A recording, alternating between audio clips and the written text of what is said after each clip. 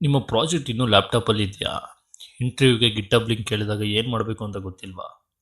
ಕೇವಲ 5 ನಿಮಿಷಗಳಲ್ಲಿ ನಿಮ್ಮ ಪ್ರಾಜೆಕ್ಟನ್ನು ಗಿಟಬ್‌ಗೆ ಅಪ್ಲೋಡ್ ಮಾಡೋದು ಕಲಿತ್ರೆ ನಿಮ್ಮ ರೆಸ್ಯೂಮ್ ಮತ್ತು ಪೋರ್ಟ್‌ಫೋಲಿಯೋ ಎರಡೂ ಪ್ರೊಫೆಷನಲ್ ಆಗಿ ಕಾಣಿಸುತ್ತೆ. ಈ ವಿಡಿಯೋದಲ್ಲಿ ಒಂದೇ ಒಂದು ಸ್ಟೆಪ್ ಕೂಡ ಮಿಸ್ ಮಾಡಲ್ಲ. ಬಿಗಿನರ್ ಆದರೂ ಈಸಿಯಾಗಿ ಫಾಲೋ ಮಾಡ್ಬೋದು. ಸೊ ಹೇಗೆ ಪ್ರಾಜೆಕ್ಟನ್ನು ಗಿಟಬ್‌ನಲ್ಲಿ ಅಪ್ಲೋಡ್ ಮಾಡೋದು ನೋಡೋಣ ಬನ್ನಿ. ಫಸ್ಟ್ ಗಿಟಬ್ ಲಾಗಿನ್ ಪ್ರೊಸೆಸ್ ಎಲ್ಲ ಆದಮೇಲೆ ರೆಪೋಸಿಟರೀಸ್ನ ಓಪನ್ ಮಾಡಬೇಕು.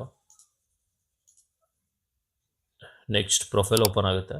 ಅಲ್ಲಿ ನೀವು ಕ್ಲಿಕ್ ಮಾಡಿ ಅದರಲ್ಲಿ ಪ್ರಾಜೆಕ್ಟ್ ರೆಪೋಸಿಟರಿ ನೇಮ್ನ ಟೈಪ್ ಮಾಡಬೇಕು. ಫಸ್ಟು ನಾನು ಟೈಪ್ ಮಾಡ್ತಾ ಇದ್ದೀನಿ ಮೂವಿ ರೆಕಮೆಂಡೇಶನ್ ಸಿಸ್ಟಮ್. ಆ ಪ್ರಾಜೆಕ್ಟ್ನ ಅಪ್ಲೋಡ್ ಮಾಡಬೇಕು. ಸೊ ಅದನ್ನು ನಾನು ಟೈಪ್ ಮಾಡ್ತಾ ಇದ್ದೀನಿ. ಸೊ ಇವಾಗ ನಾನು ಅದಕ್ಕೆ ಡಿಸ್ಕ್ರಿಪ್ಷನ್ ಕೊಡಬೇಕು.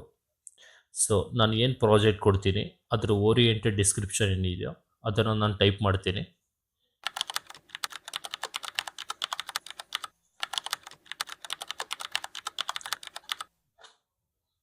ಸೊ ಟೈಪ್ ಎಲ್ಲ ಮಾಡಾದಮೇಲೆ ವಿಸಿಬಿಲಿಟಿನ ಚೂಸ್ ಮಾಡಬೇಕು. It's always public and add read me ಅಂತ ಇದೆ. ಅದು ಕ್ಯಾನ್ ಬಿ ಯೂಸ್ಡ್ ಕೊಟ್ಟರೆ ಲಾಂಗರ್ ಡಿಸ್ಕ್ರಿಪ್ಷನ್ನ ನಾವು ರೈಟ್ ಮಾಡ್ಬೋದು.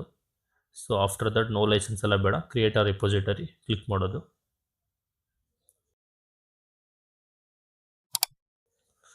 ಸೊ ನೆಕ್ಸ್ಟ್ ಈ ಥರ ಡಿಸ್ಪ್ಲೇ ಓಪನ್ ಆಗುತ್ತೆ. ಸೊ ಅಲ್ಲಿ ಆ್ಯಡ್ ಫೈಲ್ನ ಕ್ಲಿಕ್ ಮಾಡಿ ಅಪ್ಲೋಡ್ ಫೈಲ್ಸ್ನ ಕ್ಲಿಕ್ ಮಾಡಬೇಕು.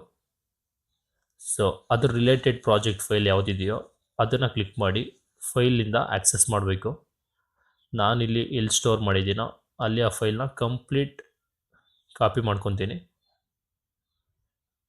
ಸೊ ಕಾಪಿ ಎಲ್ಲ ಮಾಡಾದಮೇಲೆ ಅದನ್ನು ಓಪನ್ ಮಾಡಿ ಕೊಟ್ಟಾದಮೇಲೆ ಅದು ಅಪ್ಲೋಡ್ ಆಗುತ್ತೆ. ನಾವು ಯಾವ ಪ್ರಾಜೆಕ್ಟ್ ಟೈಟಲ್ ನೇಮ್ನ ಕ್ರಿಯೇಟ್ ಮಾಡಿರ್ತೀವೋ ಅಲ್ಲಿ ಕಂಪ್ಲೀಟ್ ಪ್ರಾಜೆಕ್ಟ್ ಫೈಲ್ಸ್ ಎಲ್ಲ ಅಪ್ಲೋಡ್ ಆಗುತ್ತೆ. ಸೊ ಅಪ್ಲೋಡ್ ಎಲ್ಲ ಆದಮೇಲೆ ಇಲ್ಲಿ ಕಾಣ್ತಾ ಇದೆಯಲ್ಲ ಕಮೆಂಟ್ ಚೇಂಜಸ್ ಅಂತ ಕ್ಲಿಕ್ ಮಾಡಬೇಕು. So complete GitHub project upload ಆಗುತ್ತೆ.